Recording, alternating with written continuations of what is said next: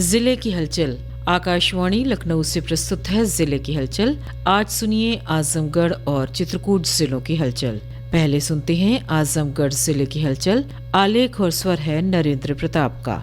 आजमगढ़ जिले में लगातार ठंड और शीतलहर का प्रकोप बढ़ रहा है। पछुआ हवाओं के प्रभाव से जिले में ठंड और गलन बढ़ गई है, जिसके सामने धूप भी बेअसर रही। जिले में तापमान की गिरावट देखी जा रही है। आजमगढ़ जिले में रात का तापमान 10 डिग्री से नीचे आना शुरू हो गया है। आजमगढ़ जिले में आम जनमानस को खाद्य एवं पेय पदार्थ विशेषकर पनीर की शुद्धता एवं गुणवत्ता सुनिश्चित कराए जाने के लिए खाद्य सुरक्षा एवं औषधि प्रशासन लखनऊ तथा जिलाधिकारी आजमगढ़ के आदेश पर जिले के मुख्य खाद्य सुरक्षा अधिकारी दीपक कुमार श्रीवास्तव के नेतृत्व में भवननाथ, ब्रह्मस्थान एवं देवगांव से पनीर का नमूना संग्रहित किया गया। खाद्य सुरक्षा अधिकारी द्वारा निजामबाद तहसील क्षेत्र से पनीर एवं मिल्क केक का नमूना लिया गया एवं अहरौला, देउरपुर एवं मरना से पनीर का नमूना संकलित किया गया। कुल 9 पनीर व 1 मिल्क केक का नमूना टीम द्वारा संकलित कर जांच हेतु प्रयोगशाला भेजा गया। साथ ही खाद्य कारोबार कर्ताओं को साफ सफाई के साथ खाद्य पदार्थों के विक्रय के निर्देश दिए गए। आजमगढ़ जिले में प्रमुख योजनाओं का लाभ लक्षित लाभार्थियों तक समयबद्ध तरीके से पहुंचाने एवं इस दिशा में नागरिकों को उपलब्ध लाभों और विभिन्न सुविधाओं के बारे में जागरूकता सुनिश्चित करते हुए समाज के अंतिम व्यक्ति तक योजनाओं की पहुंच को सुगम बनाए जाने के उद्देश्य से विकसित भारत संकल्प यात्रा का आयोजन नगरीय और ग्रामीण क्षेत्रों में किया जा रहा है। विकसित भारत संकल्प यात्रा कार्यक्रम के अंतर्गत जिले के अजमतगढ़, तहवरपुर, रानी की सराय, मेहनगर, लालगंज, अतरौलिया, पवई, अहरौला, तरवा, टेकमा, फूलपुर, हरैया, मार्टिनगंज, पलना सहित जिले के सभी विकास खंडों में वैन भ्रमण कार्यक्रम से लोगों को जागरूक किया गया। साथ ही साथ संबंधित ग्राम पंचायतों में कैंप लगाकर विभिन्न योजनाओं के अंतर्गत पात्र लाभार्थियों को योजनाओं का लाभ एवं प्रमाण पत्र वितरित किया गया। विकसित भारत संकल्प यात्रा के दौरान लोगों को भारत को विकसित बनाने की शपथ दिलाई गई। विकसित भारत संकल्प यात्रा के दौरान लगाए गए कैंपों में लाभार्थियों को विभिन्न योजनाओं की जानकारी देने के लिए जगह जगह होर्डिंग और बैनर लगाए गए, जिससे लोगों को चीजों को समझने में दिक्कत न आए। योजनाओं को सरल तरीके से समझाने के लिए एलईडी स्क्रीन पर ऑडियो विजुअल मैसेज का प्रसारण किया गया, जिसमें पात्र लाभार्थियों को केंद्र सरकार की योजनाओं को समझाने में कोई दिक्कत न हो और वे इन योजनाओं का अधिकतम लाभ उठा सकें और योजनाओं से वंचित रह गए हितग्राहियों को लाभ मिल सके। इस अवसर पर लोगों को विकसित भारत यात्रा का वर्ष 2024 का वार्षिक कैलेंडर भी दिया गया। ग्रामीण क्षेत्रों में बड़े पैमाने पर पुरुषों के साथ साथ महिलाओं की भी भागीदारी रही। जिलाधिकारी ने कहा कि Ayushman card, KCC card, e-KYC एवं ड्रोन प्रदर्शन आदि प्रत्येक दशा में सुनिश्चित किया जाए। उन्होंने मुख्य चिकित्सा अधिकारी को प्रत्येक दिन विकसित भारत संकल्प यात्रा के लिए आयोजित कैंप में कितने आयुष्मान कार्ड बनाए गए उसकी समीक्षा करने के निर्देश दिए। उन्होंने जल निगम ग्रामीण को विकसित भारत संकल्प यात्रा के दौरान ISA कंपनी को उपस्थित रहने एवं जल संरक्षण, जल की गुणवत्ता आदि के संबंध में आने वाली जनता को जागरूक करने के निर्देश दिए। जिलाधिकारी ने NRLM, प्रधानमंत्री आवास ग्रामीण, कृषि विभाग, पशुपालन, प्रधानमंत्री विश्वकर्मा श्रम सम्मान योजना, निराश्रित महिला पेंशन के लाभार्थियों को जो विकसित भारत संकल्प यात्रा में आते हैं उन्हें आवंटित लक्ष्य के सापेक्ष 100% संतृप्त करने के निर्देश संबंधित विभाग के अधिकारियों को दिए। उन्होंने मुख्य चिकित्सा अधिकारी को जनपद के प्रत्येक क्षेत्र में ब्लॉक CHC PSC पर कैंप लगाकर दिव्यांगजनों को कार्ड 100% बनाने के निर्देश दिए। उत्तर प्रदेश के मुख्यमंत्री योगी आदित्यनाथ ने दिसंबर माह के प्रथम पखवाड़े में आजमगढ़ जिले के जहानागंज ब्लॉक के अकबेलपुर गांव में विकसित भारत संकल्प यात्रा के अंतर्गत मोदी गारंटी वैन का फीता काटकर शुभारंभ किया। उन्होंने विकसित भारत संकल्प यात्रा के अंतर्गत विभिन्न विभागों द्वारा जन कल्याणकारी योजनाओं से संबंधित लगाए गए प्रत्येक स्टॉल का निरीक्षण किया। इसी के साथ ही विकसित भारत संकल्प यात्रा पर आधारित राष्ट्रपति एवं प्रधानमंत्री के संदेश का वीडियो क्लिप प्रसारण किया गया।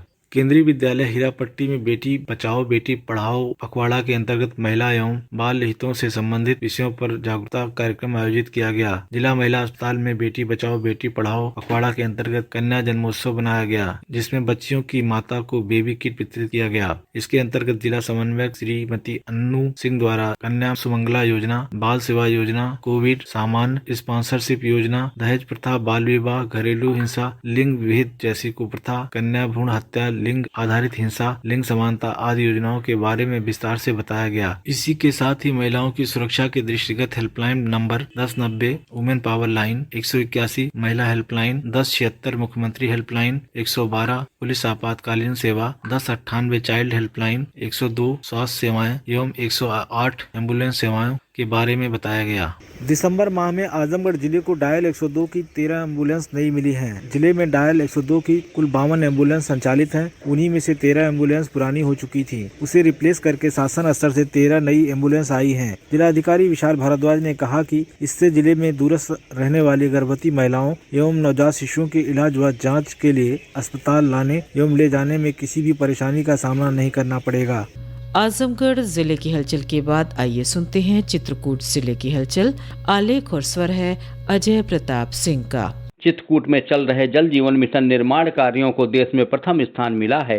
जल जीवन मिशन के अंतर्गत चांदी, बांगर, सिलौटा और रेपुरा परियोजना के माध्यम से हाउस होल्ड कनेक्शन को संतृप्त करने का कार्य लगभग अंतिम चरण में है।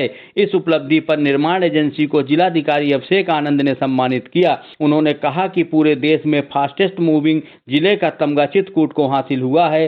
जिलाधिकारी ने दिल्ली से प्राप्त सर्टिफिकेट को अधिशासी अभियंता संजय गुप्ता को प्रदान किया। जिलाधिकारी ने कहा कि मिशन के कार्यों में लगे हुए अभियंताओं, कर्मचारियों और अधिकारियों ने सार्थक पहल की है। बुंदेलखंड के इस सूखाग्रस्त इलाके में इस प्रकार की परियोजना के अंतर्गत 3 interval 3 water treatment plant, 133 overhead tank का निर्माण अंतिम चरण में है। परियोजना को कार्यान्वित करने के लिए आधुनिक मशीनरी, कुशल श्रमिक और संसाधनों का इस्तेमाल किया गया है। चित्रकूट जिले में सरकारी स्कूलों के बच्चों के लिए 14 दिसंबर का दिन काफी खास रहा। छात्रों ने पानी के महत्व को समझने के साथ ही हर घर जल योजना की उपयोगिता भी जानी। गांव-गांव तक पहुंच रहे स्वच्छ जल से ग्रामीणों को मिल रहे लाभ की जानकारी पाकर स्कूली बच्चे काफी खुश दिखे। छात्रों को परियोजनाओं का भ्रमण कराने के साथ जल गुणवत्ता की जांच भी करके दिखाई गई। इस जल ज्ञान यात्रा में सरकारी स्कूलों के 100 से अधिक छात्र छात्राओं ने भाग लिया। स्कूली बच्चों को सबसे पहले WTP अतरसुई ले जाया गया, जहां उन्हें जल शोधन की प्रक्रिया, महत्व और उपयोगिता बताई गई। कार्यक्रम के समापन पर जल की उपयोगिता पर निबंध प्रतियोगिता का आयोजन किया गया, जिसमें छात्राओं ने बड़े उत्साह से भाग लिया। चित्रकूट जिले में लगातार आयुष्मान कार्ड बनाने का काम चल रहा है। जिले में अभी तक करीब 65% लाभार्थियों के कार्ड बनाए जा चुके हैं, जबकि लगभग 10% लाभार्थियों के बाहर होने से उनके आयुष्मान कार्ड नहीं बन पाए हैं। शासन स्तर पर लगातार 100% लाभार्थियों के आयुष्मान कार्ड बनाने पर जोर दिया जा रहा है। यही वजह है कि आयुष्मान कार्ड बनाने के लिए ग्राम पंचायत स्तर पर पंचायत सहायक, आशा, आंगनबाड़ी कार्यकर्त्रियों को लगाया गया है। यह सभी लोग रोजाना कार्ड बनाने में जुट रहे हैं। जनपद में 1,05,038 परिवारों के आयुष्मान कार्ड बनाए जाने हैं, जिनमें कुल लाभार्थियों की संख्या 4,53,870 है। अभी तक 2,80,000 लाभार्थियों के कार्ड बनाए जा चुके हैं। मुख्य चिकित्सा अधिकारी डॉक्टर भूपेश द्विवेदी ने बताया कि लगभग चिन्हित सभी परिवारों में किसी न किसी सदस्य का कार्ड बनाया जा चुका है। जिन लाभार्थियों के बाहर होने की वजह से उनके कार्ड नहीं बन पाए हैं, उनको बुलाने के लिए उनके परिवार के सदस्यों को कहा गया है। मुख्य चिकित्सा अधिकारी ने बताया कि आयुष्मान कार्ड धारकों का चिन्हित अस्पतालों में 5 लाख तक का इलाज मुफ्त है। पिछले एक सप्ताह से जनपद में कोहरे की चादर ढक गई है, जिससे वाहनों की रफ्तार और आम दिनचर्या प्रभावित हुई है। कृषि विशेषज्ञों के अनुसार कोहरा गेहूं के फसल के लिए लाभकारी है, जबकि फूलों वाली खेती के लिए हानिकारक है। जैसे जैसे ठंड बढ़ रही है, गेहूं की फसल को फायदा पहुंच रहा है। कृषि वैज्ञानिकों का कहना है कि गेहूं के बेहतर उत्पादन के लिए ठंड पड़ना बहुत जरूरी है। ठंड से गेहूं की फसल का फुटाव होगा और उससे उत्पादन में बढ़ोतरी होगी। हालांकि किसानों को अपनी फसलों के कोहरे और पाले से बचाना चाहिए। अधिक कोहरा होने पर फूलों और सब्जियों की फसलों पर इसका विपरीत प्रभाव पड़ सकता है। किसानों को इसके लिए बचाव करना जरूरी है, जबकि ठंड सरसों के फसल के लिए भी फायदेमंद है। गनीवा कृषि केंद्र के मौसम वैज्ञानिकों का कहना है कि जल्द ही तापमान में और गिरावट होगी, जिससे ठंड और बढ़ सकती है। वहीं रात के तापमान में 1 से 2 डिग्री सेल्सियस तक की गिरावट होगी। कोहरे के साथ पड़ रही ठंड से लोगों का घर से बाहर निकलना मुश्किल हो गया है। स्कूलों में बच्चों की संख्या काफी कम हो रही है। ये था आकाशवाणी लखनऊ के क्षेत्रीय समाचार एकांश द्वारा प्रस्तुत जिले की हलचल का आज का अंक।